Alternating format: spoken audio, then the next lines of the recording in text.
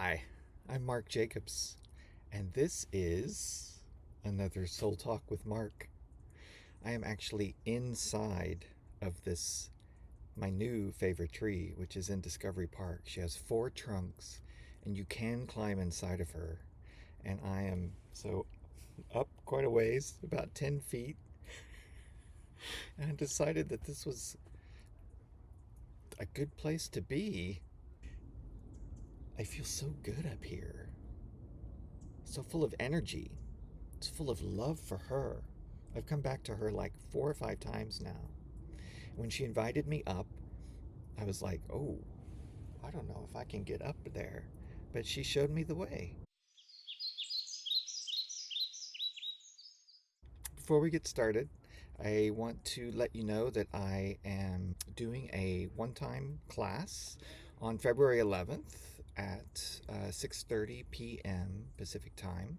It is called Root to Crown Chakra Activation Experience.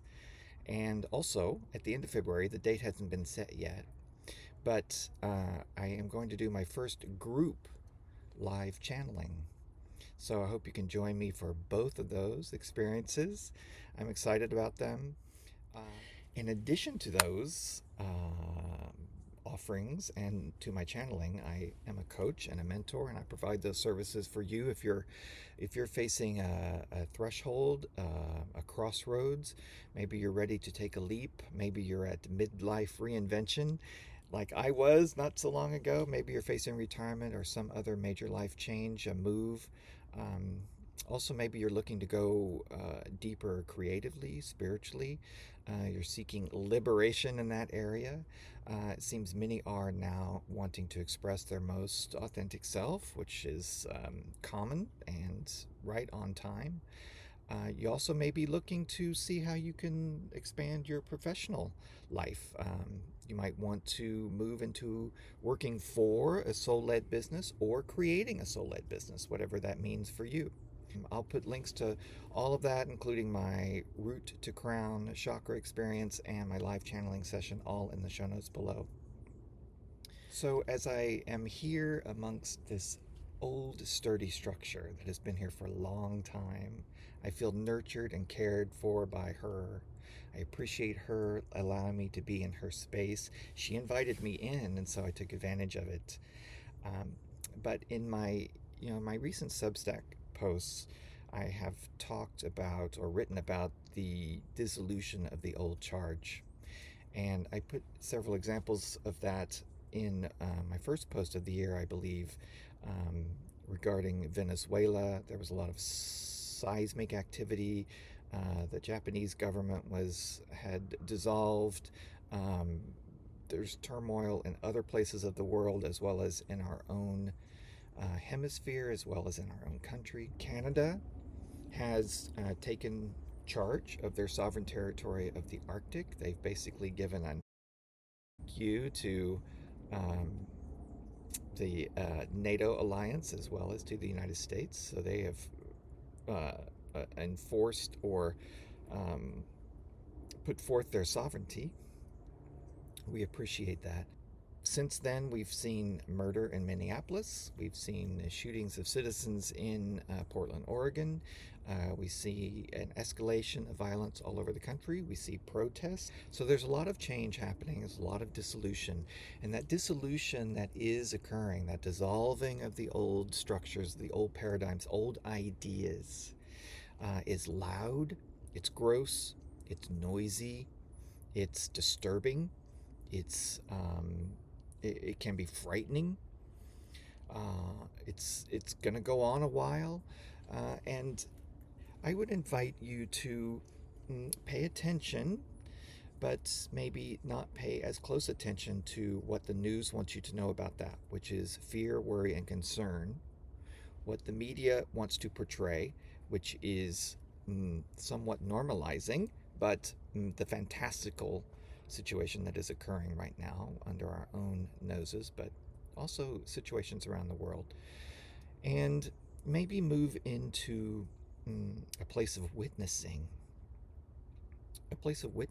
of observation, where you might respond in your own way. That can be energetically. I choose to be in meditation. I choose to send out energetic love and compassion. I choose to be that presence, a healing presence, a peaceful presence, wherever I am, wherever I stand, right here, right now. It doesn't mean I don't get involved in other ways. I'm starting to use my writing in a way that expresses my views, my perspectives. Um, and so, whatever works for you, it might be revolutionary energy, it might be protest energy, it might be writing, it might be creative, it might be expressing how you feel about the culture, the world that you live in now through your art, through your writing. It might be just energetic, holding the presence for peace and love and joy. You might also choose to add your energy to um, your spiritual practice, maybe developing a spiritual practice, adding to your spiritual practice, or changing it up a bit. You might want to be in a minute more of meditation, of stillness. You might want to take a walk, be in silence, um, have a beverage by your fireplace if you have one. Um, Look out upon the views, be amongst the trees. There's nothing like sharing your space with nature. You also might share your tears with a neighbor or a loved one or a friend. Also, share some joy. You know, I've talked about being in retreat, a sort of self imposed stay at home, stay close retreat, and I plan to just be doing that for about 10 days in November, and it turned into 6 weeks. And it was a remarkable experience. Now, in hindsight, in the middle of it, it was frustrating, it was confusing, it was exhausting at times. It was also exciting. Um, and but what I got early on was that this is not about creating a map or a to-do list for 2026. I was doing some assessment. I was thinking about how I wanted to contribute and express myself and my work, my soul in 2026. But I got a clear message from the collective that this is really more about a map. And it became clear that a map for 2026 was what's ahead, an energetic map. Where do I want to go energetically? Where would I like to end up at the end of 2026 energetically? What do I want to move toward? How do I want to raise my vibration? And that was so clear that it was moving toward love and compassion, joy, presence, authenticity, and continuing to have all that I do and how I express that support that frequency of joy and love. And I will say that after sort of the first 4 weeks of the 6 weeks was done, the energy of the planet sort of settled, all the energy that was coming in for weeks at a time, it felt like, and it was intense. That just began to settle, and I was called to into stillness, really. So the mapping was done, there was some honing to do, and I was called to just be still, be in an integrative state, to allow whatever had come to me, come through me, whatever energy field was flowing through me and around me, to integrate through my body, my energy field, my soul, my heart, my mind, to just be with that.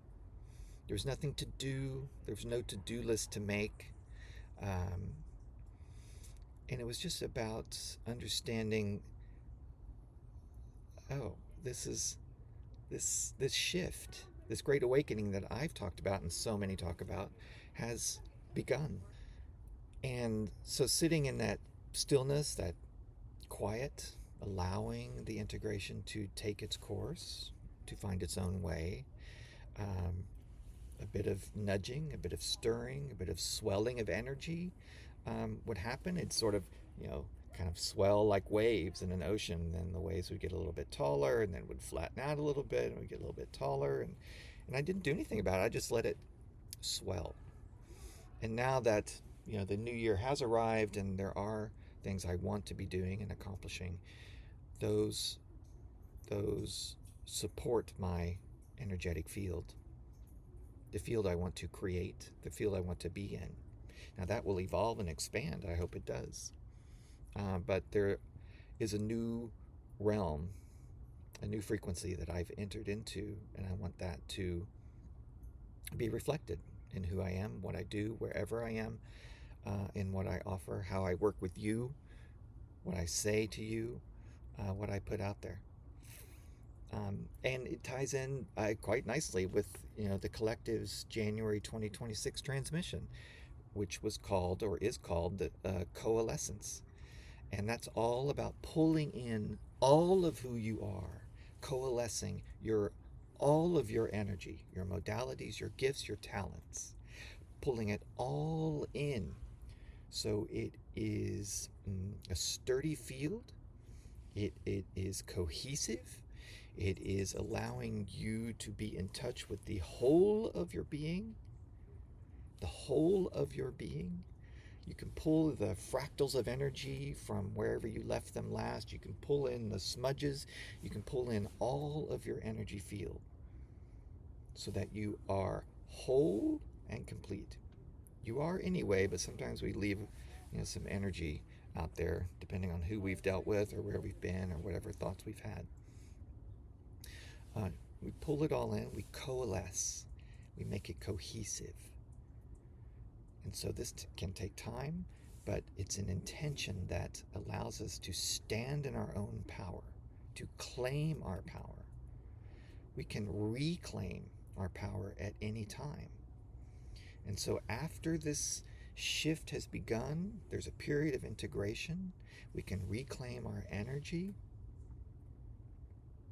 It is our moment of reclamation, of owning our power. Now we have to do that individually, but we can also do that collectively.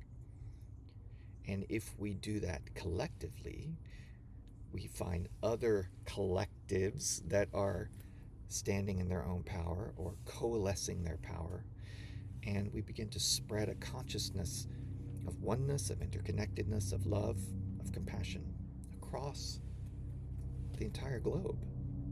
I think that's what we're called to do. I think that's what we're called to do in our own unique ways. So it's time to pay attention to your body, your soul, your energy field. It's time to feel into the moment. It's time to coalesce your power. It's time to reclaim and assert your sovereignty. And there are energy protocols for that. There are sovereignty protocols for that. Pam Gregory she's an amazing astrologer. I don't know a lot about astrology, but I learned so much from her. But she is on fire right now, on fire. And I love listening to her because she has a passion for this shift, this awakening, this energy that's happening right now. And I'll link her to you below. You probably already know about her. I'll also this person Patrick Connor does some amazing work with sound baths and what he calls light baths. And be prepared because it can take your energy way out there. For hours you can feel energized, but you might find it ultimately very grounding as you move into it, as you move through the process with him. I'll link him in there too. And the reason I bring up links and ways to assist you in your integration and self-care is because, and getting back to mentorship and coaching, I have had mentors. I have a mentor for channeling. He is very good and patient and powerful in what he does. He channels an entity called Dwakul, also Saint Germain or Saint Germain, and others. But he was the first person I called when I started channeling, and he walked me through a lot of settling into the energy, blending into the energy with the collective, my guides, my soul group. But the mentorship is invaluable. I had a coach that I found through Lee Harris's Next Level Healer webinar series, seminar series that was back in May. of 2025. Her name is Karen Rose. Start With You Coaching. She really helped me fine tune and hone in, and she asked me some challenging questions about my business, Mark of the Soul. Extremely valuable, and I'll call on her again. I am certain of that. I've also had, coaching and professionals all around me when I had my bookstore, Mini Paths Bookstore, years ago, and in my professional life and in my therapeutic life, as I've needed to work out some issues and deal with some shadows and work to heal. Uh, Having people around you can call on who want to work with you specifically, who understand maybe not exactly what you're going through, but that you are wanting to go deeper, but that you are wanting to heal, that you are wanting to find ways to express yourself more fully, more authentically, more truthfully. Um, it's important to have those people in your corner. All right, I think that's it. And speaking of maps, I just was glancing at my notes while I was looking, and I created. I didn't know what I was going to talk about today, but it looks like a map. Started here and I went all the way around. I just referred to it occasionally, but that's a map. It takes you on curves and valleys and hills and in different ways, and not a straight line from A to B. It just takes you all over the place. But it can be a guided trail. It was a bit of a guided trail. Um, so I invite you to think about where you want to go energetically in this year that we're in. You can decide at any time where you would like to go. It's a journey, all right. But where would you like to be, and how would you like to express yourself in that new frequency? How would you like to get there? All right, thanks for listening. I will see you next time. From the trees, bye for now.